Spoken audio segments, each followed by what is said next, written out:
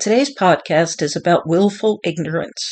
Many people realize the truth will set you free. They know that even the ugly, painful truth is always better than a pretty lie, and no matter how much it may hurt, always aim for the truth in their lives. Then there are other people who are nothing like that. They prefer pretty lies any day. They excuse the bad behavior of others readily and deny those people have done anything wrong. Those people are practicing something called willful ignorance.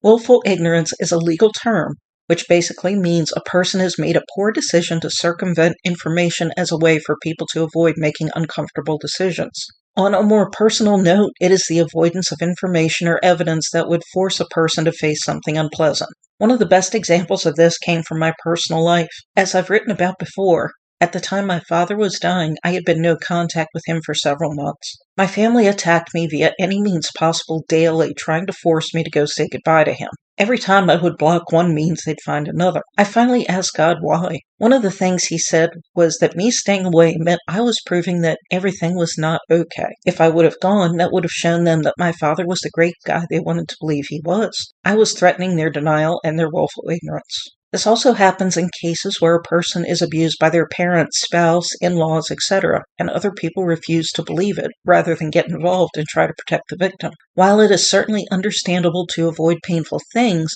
willful ignorance is incredibly dysfunctional. It sets people up for disappointment and unnecessary suffering because they refuse to acknowledge the warning signs most people see. It hurts those closest to those who engage in this behavior because they're helpless to help the person that they love.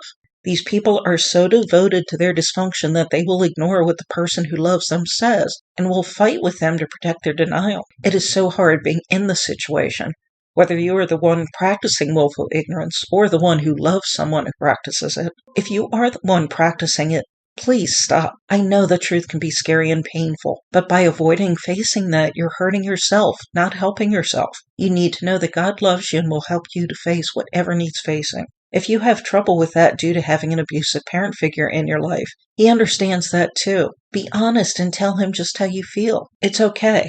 I can promise you he won't cast you into hell or strike you down with a lightning bolt. It will gently help you to see that you can trust him, which will help you to start facing the painful things you must face.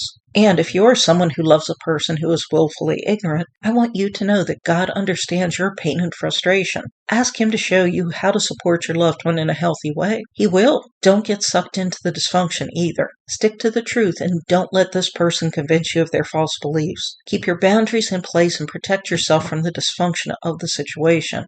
This person has the right to engage in their dysfunction to their heart's content, but you also have the right to engage in healthier ways. Part of that means protecting yourself and not getting involved in their dysfunction. Thank you for listening to my podcast.